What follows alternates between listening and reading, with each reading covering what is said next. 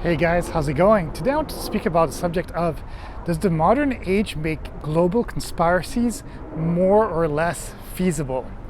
Well, the thing is that I think that we really live in an age of communication.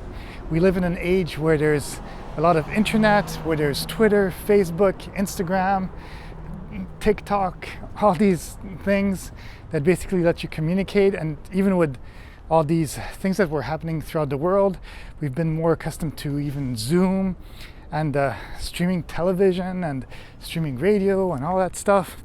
So with technology, definitely there's more communication. And with more communication and more information available to anyone, just within seconds and just a couple of keyboard strokes, well, yes, having a global conspiracy is much more feasible and can spread much faster than whatever was happening in the past. And that's dangerous because, especially when we live in a society like we have now, where there's illnesses going on and different outbreaks and a lot of info coming from everywhere, there's a lot of spread of misinformation. And because of that, it becomes tough, because some of these videos sometimes look really good. And because they look very good, people who don't do enough research or that try to at least figure out who are the real specialists to speak about these subjects, including myself in some way, I'm just a guy talking here. If you don't do your own research, you might get influenced in the wrong way just because it's simpler to click on a video, watch it, accept what they say, and if the person makes a coherent or enough of a good speech on the subject, well, then they basically will simply not be able to, or they'll be able to convince people to think that way, even if it's wrong, even if it's fake. And that's the danger in things. Because I think a lot of times a conspiracy is much more interesting than the truth.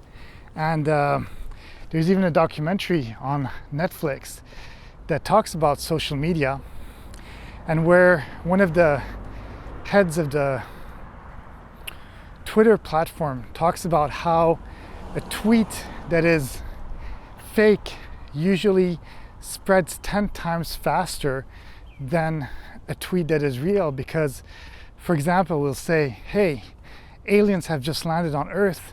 It's much more interesting than to say, hey, there's an unidentified flying object. Could it be maybe the military testing a new plane? And that's the thing, because we're human. We like stories. We like to believe in things that are sometimes grander than us. We like to believe that some things are hidden, and as regular people, we don't know everything that's happening in the world. There's definitely a lot of things that are secret technologies and all these things, but at the same time, there's secret technologies and secret things that are happening. But then there's also stories that are fairy tales, because it's fun to think that maybe this is it.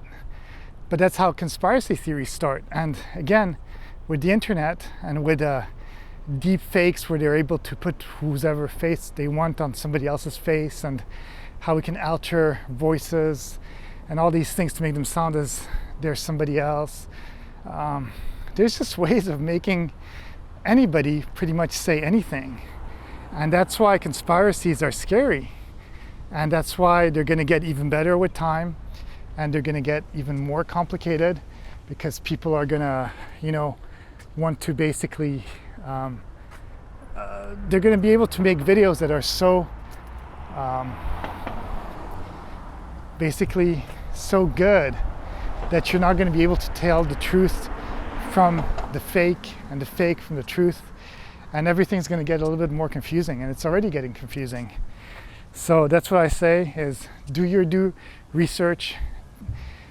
Be diligent, look it up. Don't just believe one video. Don't just believe one thing that you've read or article. Because it's written on the internet, it does not mean that it's real. Things often are not exactly as they seem, and if it seems too good to be true, it usually isn't. So that's it.